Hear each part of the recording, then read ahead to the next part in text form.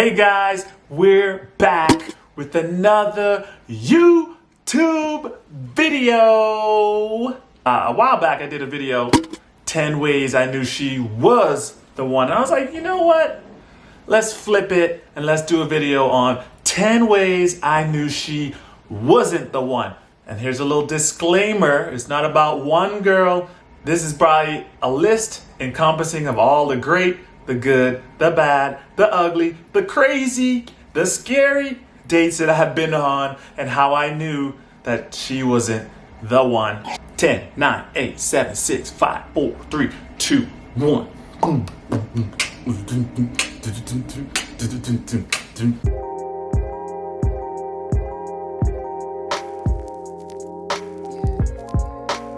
Let's just jump right into it.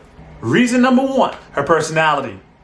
She didn't have none. At the time, I was big on looking for a girl with personality that I could vibe with, someone that, we could have conversation and keep it going. And she has that fiery personality, but still funny. That's what attracted me. I wasn't attracted to a girl that was just straight, monotone, no sauce. So I like a little spice. So that's what I was looking for at the time. Not just a little, not just a drab girl, so I needed her to have some, it's hard to say, but either way, she didn't have personality. I was like, it can't work for me. I know it's for somebody else. You can be perfect for somebody else, but I knew that if she didn't have personality, it wasn't going to go pretty far for us. But personality is key. There's a lot of different personality types out there, but for me, I just needed a girl with some spiciness to her, that kind of vibe, and that was super attractive to me when I was looking for the one. Reason number two, she was in the club. Now, there's nothing wrong if you're in the club, that's what you're doing, that's your choice, that's your prerogative. But for me at the time, I was kind of getting out of that kind of lifestyle, being in the clubs every weekend. And I was meeting these girls that would just always want to go to the club. Like they couldn't wait till Friday and Saturday to just be in the club all night. And I'm like, what you looking for? If you looking for something serious, I'm right here. I'm not trying to go there, but you just always want to be in the club, wearing your little fitted dress, your little tight fit, squeezable dress, So that's what she was into. I wasn't into that at the time. I was trying to get out of that and I was over it and just wanted something different, but she was still into that and still trying to be into that. Maybe she was younger and still that lifestyle was new to her and fresh and that's what she wanted. I didn't want it, so it wasn't going to work. So I knew, hey, this can't go no further because this is what you desire and I don't desire that. So we just weren't aligned on what we wanted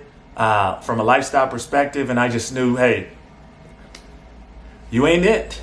3, which is my most important. Well, I should have put this as number 1. She didn't love Jesus. So at this time, I was looking for my wife and I'll say, I want a lady that loves Jesus as much as I do, that's constantly chasing Jesus, looking for Jesus, wanting to grow in that and to be more like Christ. And that was big for me as I was wanting to make those changes in my life and really looking to chase after Jesus. And I needed a partner that would do the same, that we could encourage each other and that we could push each other and we could be accountability partners to each other and, and ask hey, are you getting in your word? Hey, are you talk to Jesus today? Maybe you should, that type of person that could hold me accountable, that person that wanted that and run in that same direction, right? Because it's hard if you're looking to do that, you're chasing after Jesus, you're living that life and your person you're with in relationship and looking to marry is not. I mean, that's just hard because that's that clash, right? And I didn't want a clash.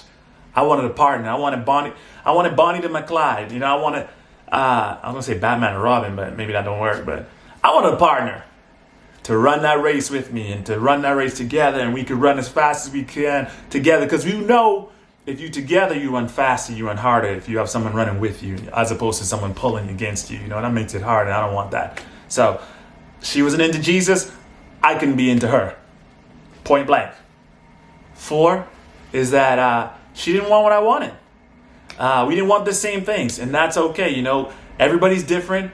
Everybody has their desires in life. I wanted a family, a house, stability. I wanted to provide stability. I wanted to start thinking about a family. She wasn't into that. That wasn't her thing. She didn't want the house. She didn't want the kids. She didn't want She didn't want to settle down. Like, she still wanted to just be about that single lifestyle, just the freedom, and she didn't want to get tied down, and that's okay too. She wasn't ready. She wasn't mature enough. She wasn't in that same phase of life that I was in, looking for these things. So at that point, it's like, hey, if you don't want this and you just want to stay here, but I'm trying to take our relationship to the next level, like I'm looking for a relationship that wants to go to the next level and eventually looking for a wife, and you're not ready for that, that's cool.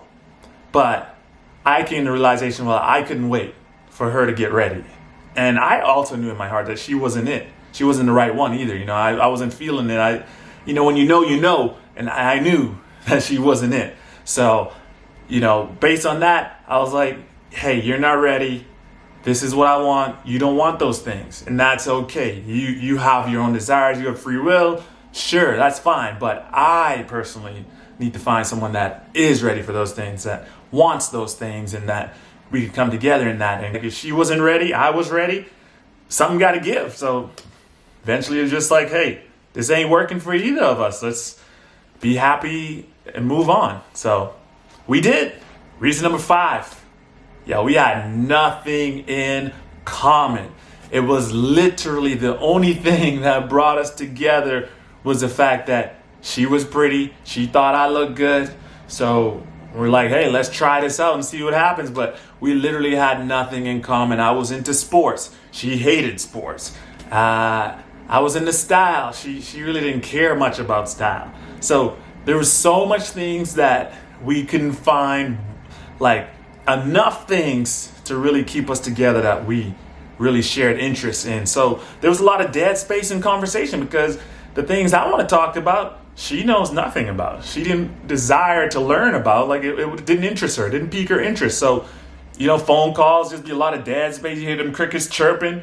You just be driving in silence all the time. Like we didn't have these conversations that, the thing about it is like, you got someone that's worth being with when you don't need the entertainment to keep you guys together and having fun. Like you can talk without a movie, without a concert or anything. You guys could talk for hours on end and laugh and have the time of your life. And you could that's how you know when you got someone that's, someone that's worth being around, or someone worth keeping, or someone worth fighting for. You could just talk and just enjoy life without any kind of external factor helping you guys enjoy that stuff. Like me and Jaclyn, like we would talk when we were dating, like we would talk for hours, just on a couch or on a bench or somewhere at a park. We were just talking, and we'd had the time of our life. It'd be like such a riveting conversation. Like we had so much in common, and I just knew like things were just clicking. Like she liked this, I liked that. Like we'd talk on this, like we'd debate some things, and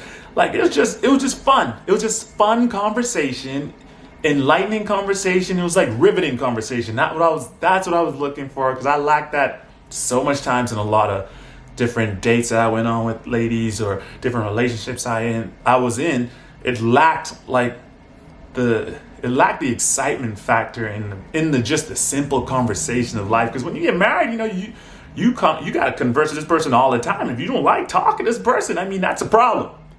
That's a problem in Hollywood. So I didn't want that. So I was very specific, looking for a girl that had things, similar interests, and desired, that we had things in common, that we could shared interests. That's what I wanted. So, and I found it. Reason number 6, why I knew she wasn't the one, is because she just wanted to have sex. I don't know if she just wanted me, I don't say like she wanted me for my body, but she just wanted to have sex, and that was it. And she wanted to have sex. We weren't married. And for me, coming out of relationships where that was a big thing, and wanting to be celibate and kind of like wait for the right one to get before having sex, and I was in that point in my life, and I was like, I'm going to wait. And she didn't want to wait. She just wanted that thing. To her, sex was an indicator of if you're compatible, or saying that you don't know if this person is the one until you have sex. That was her thought process. But my thought process was like, I want to wait for my wife before having sex. Like I want to spend this time getting to know her and treasuring her and respecting her to the point like I will wait to have sex with you until we're married, because I want you to know that I will wait as long as it takes before I get to put that ring on your finger before we get in bed.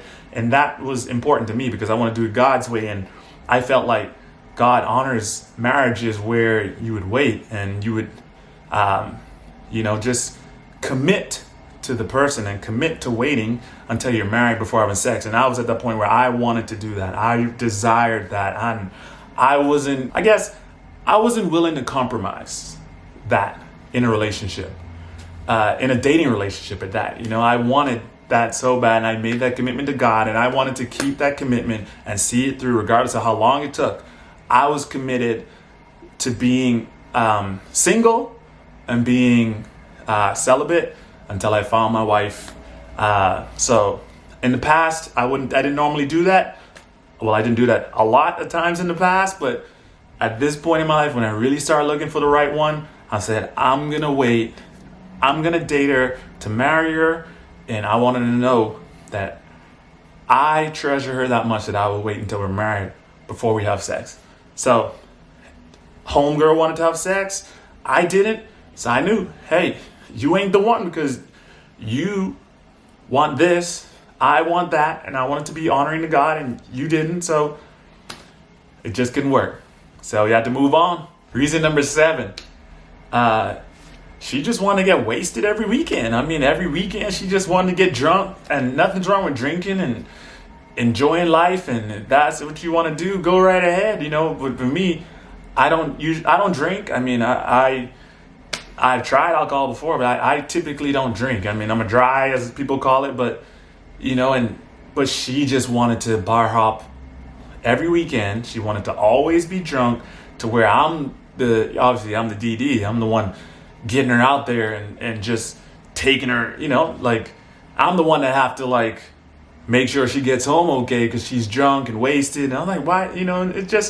That just wasn't fun for me, because I'm not enjoying it, but she is. And I was like, but we're not enjoying that together. And I wanted to just be with someone that we could, I guess, enjoy things together, and both have fun on the weekend. And that's the only thing you wanted to do, like she wanted to do, then that just wasn't going to work. That wasn't going to work for me. That wasn't going to work for us. We wasn't going to be able to grow that way. I technically wasn't trying to get crunked at the bars or get super wasted at the bars, and that just wasn't me. I mean, for me, that just reminded me of my college days, and I was way past that then. So I don't want to go backwards. So in that case, it just wouldn't work out, and I was like, hey, I don't think this is going to work. Reason number 8, how I knew she wasn't the one. She wasn't serious. She really wasn't serious about the relationship. She wasn't serious about even wanting to get married or serious about being in a relationship. I'll just say she wasn't even serious about being in a relationship.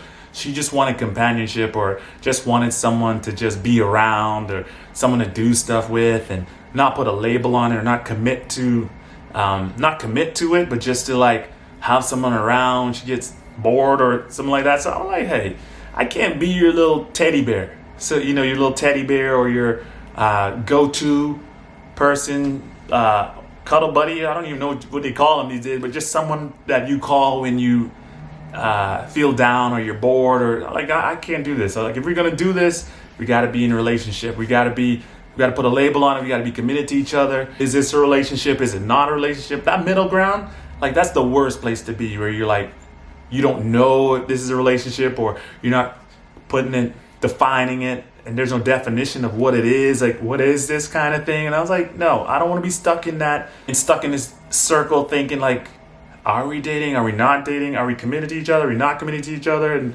I didn't want that. I wanted to define it. I wanted to be in a relationship or not in a relationship. Hot or cold. Not that middle ground, not lukewarm. I couldn't do it. So I was like, hey, if you aren't committed, that's okay. I'm cool with you not being committed to this being a relationship or being serious about us together. And if you're not, well, you can find someone else. You just got to find someone else, because this ain't going to work. Because I'm tired of the brain power I'm using trying to figure out, are we in a relationship or are we not in a relationship? So that gets tiresome. So wasn't into that, and it just eventually had to die. See, the non-committal thing, that ain't for me. Reason number 10. She was carrying around too much baggage. She was, and all girls aren't this way, but this particular girl was insecure. She was really insecure. She had a lot of past hurt, and so much so that she never got healing for that hurt. She never talked to anybody. She never had counseling. She never tried to reach out to anybody for help. And I was the next guy after that, the two guys that hurt her previously, and it just hurt me because she just wouldn't open up. She wouldn't. I was getting judged based on what the guys in the past did, and it was unfair to me. And I tried, but just the insecurities and the baggage that she came in with, just kind of derailed what could have been a relationship. And just seeing all that, and her not willing to open up, and her not willing to give me a chance, fighting chance, just put me in a box. And I was like, this can't progress forward if you don't trust me and you don't allow me to be someone there that you can open up to, and you let those fences down and those walls down and just allow me in there just to know what's going on in your life and all that stuff. So I knew it couldn't work out, and because of that and the insecurities and the baggage and her not letting me in and her not looking for help or find counseling or to talk to someone and try to get through that stuff, it just made it hard because I was the next guy. And if you out there you feel you're that way, just try to get help. Try to talk to someone about it, and don't just judge the next guy based on what previous guys have done to you. And I know you got to protect yourself and all that, but there comes a point where you just have to give someone a chance to prove you right or prove you wrong. Just don't automatically put them in a category and judge them. And that's what happened to me. And because of that, I just knew she wasn't the one. And the last point, number 10, how I knew she wasn't the one is basically, if you know, you know. As guys, we know when we met that person that's the one that's we want to spend the rest of our lives with. There's no doubt. We'll go from here to the moon. We'll catch a grenade for you. We'll write a song for you. We'll do things that we never thought we possibly would even do in life, because you are the one, and we want you in our life, and there's no other girl that can compare. There's no other girl you want to be with. There's no other girl we want to be around or hanging out with or starting a family with, or because life is hard, and you want to partner up with someone got your back, got your best interest, that's going to push you to be better, that's going to support you and lift you up when you're down. And so as guys, we know what we know. And when you're the one, I knew when I met the one, and that was Jaclyn, and I knew it, no doubt about it. And hey, I went through war. I went through hell in a handbasket trying to get her and to be married to her and prove to her that I'm the guy that she wants to marry and the guy she want to be with. Like, when you know, and as guys, we know when we know. And that's all I got to say about that. So that's all I knew. All those girls weren't the one. And, it's not necessarily one particular girl I was talking about today. It's just a multitude of ladies all combined and thrown into one little quick video. But I don't know if this helps, but I thought it would be cool to show y'all reasons how I knew that she wasn't the one. Thanks for watching this video. Hit that thumbs up button, hit that like button, subscribe. We have more videos coming your way. And we love you guys. See you guys soon. Bye, guys.